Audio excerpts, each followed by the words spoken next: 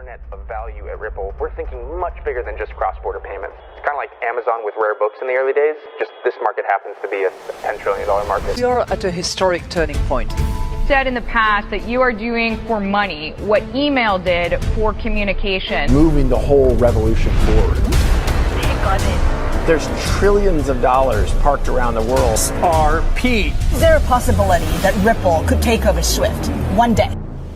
Well, welcome back, ladies and gentlemen. So 24-hour script, let's get right in today's video. Warren Buffett has been involved with Ripple, XRP, Interledger Foundation since day one through the Bill and Melinda Gates Foundation. And in today's video, we are going to go over some hard-hitting facts that I haven't even seen. So we are doing this together. Some of these videos we're going to watch, it's my first time seeing this. It is absolutely crazy. The first video that we're going to go over was published 2 weeks ago, and it only has 5 views, folks. 5 views. And listen to what they say here in regards to conversion goes through a settlement currency. Shout out to Anderson for this one. Finally, we've got the hybrid case where conversion is going through a reference or settlement currency, and that essentially is a mix of the first 2 cases. First currency conversion happens before the payment is sent. Then the payment is received, second currency conversion happens, and then the payment is completed. So it goes through the first conversion and then through the second conversion. So ironically, right, it could be from Bitcoin to XRP and then XRP to euros is what he's referring to. But before you guys think this is all speculation, well, why don't we get into the Modular Foundation? It is being led by Costa Peric. He is the chair at the Modular Foundation, and he's also leading the Level 1 project initiative to foster development of payment platforms to serve the poor. The Interledger Foundation and the Modular Foundation have been together for a very, very long time. The Interledger Foundation was co-founded and created by Ripple employees.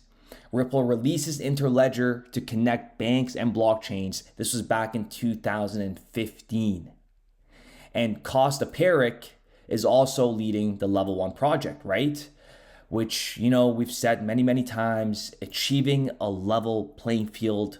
I'll play the little montage at the end, but it's all in plain sight. Costa Peric has been at Swift for a very long time, 23 years. For him to make the move and come over to the Bill and Melinda Gates Foundation in 2013 was a big deal.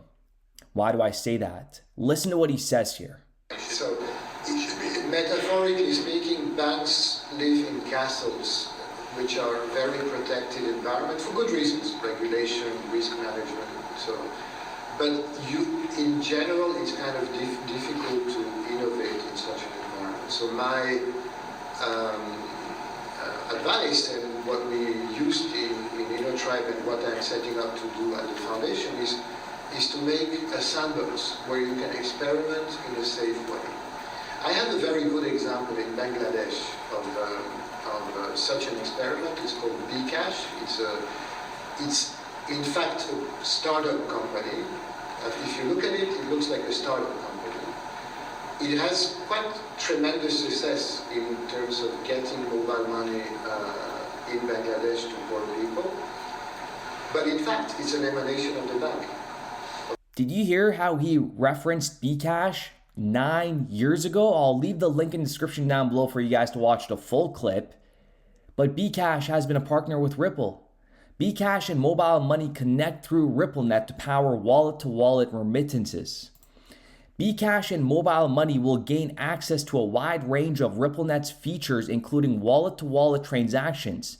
Mutual Trust Bank will work as the local banking partner in Bangladesh to perform the remittance settlement under the purview of Bangladesh Bank and ensure a seamless payout experience through Ripple, which will leverage XRP. And let's go all the way back to 2013. But before we get into what they said here on the Gates Foundation, why don't we listen to this clip? This was the Interledger Summit of last year. And listen to how crucial they make this sound. These systems are like that. You can't implement these things technically unless the society and the regulatory environment wants to change. These systems, if they're implemented properly, will result in a new world, a world in which things will be different for everybody, different for banks, different for mobile money companies, different for people. Systems, if they're implemented properly, will result in a new world, a world in which things will be different for everybody, different for banks, different for mobile money companies, different for people. They know it's going to change everything. It will change the world. We have something new called the Internet of Value that is on the verge of moving trillions of dollars of real world assets and actually providing real use case within blockchain and central banks.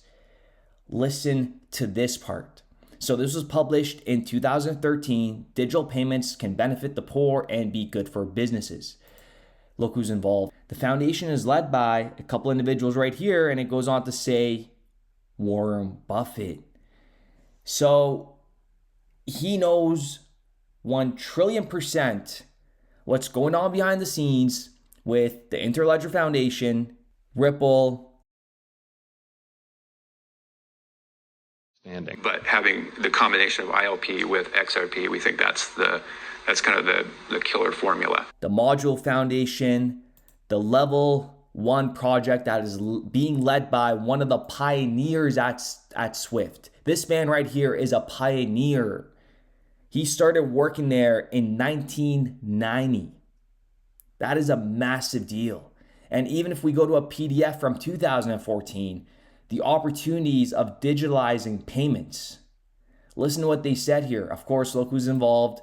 World Bank, Bill and Melinda Gates Foundation, they're all involved since 2014.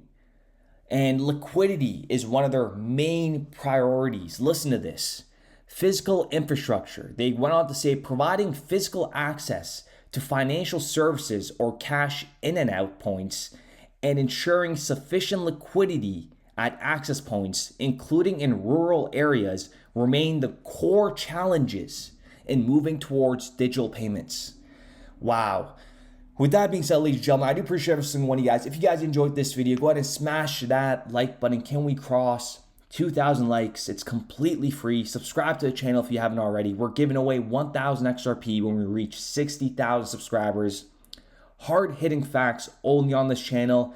I'm going to reread this again. This is back from 2014, the World Bank, the Bill and Melinda Gates Foundation, and they're talking about one of the main points before we move towards a digital payments is having sufficient liquidity access. Wow, let me know what you guys think in the comments down below, and we will be back with another video. Of economies actually connect more than 200 countries, and particularly their payments and securities infrastructures with each other. The ability to enhance each other's understanding, the ability to connect the diverse economies, the 200 or so countries in the world, and make sure the payment system works. And then we're creating a level playing field across all the cryptos. Used as a sort of universal bridge. And blockchains are what provide that level playing field so that... the liquidity in digital assets could be applied to actually make that much more democratized. A level playing field. The bank is leveling the playing field between old and new. And that implies clearly a level playing field. Been losing hundreds of billions of dollars. We just want it to be a level playing field. Making U.S. companies competitive. We need to create a level playing field. Issue we need to address level playing field. Whatever we do, we create a level playing field. We started building RippleNet with the thesis that crypto liquidity would eventually be able to support robust global payments, large payments. RippleNet was designed so that customers seeing the benefits of our fiat-based network could flip the switch to ODL once the market was mature enough. And this is exactly what's happening. Flip the switch.